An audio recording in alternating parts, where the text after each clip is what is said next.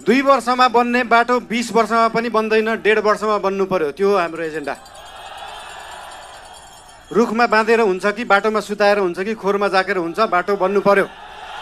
कालेन दाइले ठिक भन्नुभयो के, बाटो बनाउनको लागि थुनेर हुन्छ कि पिटेर हुन्छ कि खोरमा राखेर हुन्छ, त्यसले राखेर बाटो त्यस्तै बन्ने हो नेपालको।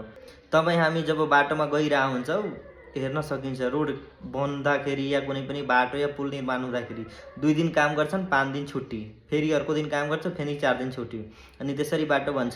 बाटो बन्नको लागि त कन्टिन्यू काम हुनु पर्यो नि। तपाईँ हामीले घर बनाउँदाखेरि मिस्त्री 1 दिन आउन भनेपछि हामी कति रिसाउँछौँ, छिटो बनाएर सकाइदिनु पर्यो। अनि बाटो बन्नको लागि महिनामा 3 दिन काम गर्ने, बाँकी सबै दिन छुट्टी गरेर हुन्छ, बाटो बन्छ। कानुन फेर्न पर्दैन, मान्छे फेर्नुपर्छ। बालेन दाइले ठिक भन्नुभयो के, बाटो बनाउनको लागि थुनेर हुन्छ कि पिटेर हुन्छ कि खोरमा राखेर हुन्छ, त्यसले राखेर बाटो त्यस्तै बन्ने हो नेपालको। न त यी नेताहरूले बनाइदिँदैनन् बाटो के। त्यसै भएर तपाईँ हामीले यिनीहरूलाई भोट दिनै हुँदैन के। अहिले प्रधानमन्त्रीको रूपमा बालेन दाइ नै चाहिन्छ। उहाँ सक्षम हुनुहुन्छ, युवा हुनुहुन्छ, उहाँ गर्नुहुन्छ। उहाँले एज अ मेयर भएर काठमाडौँ भ्यालीमा जति काम गर्नुभएको छ नि, 20 वर्षमा यी नेताहरूले कम्पेयर गर्यो भने त्यति गर्न सकेको छैन कुनै एकजनाले।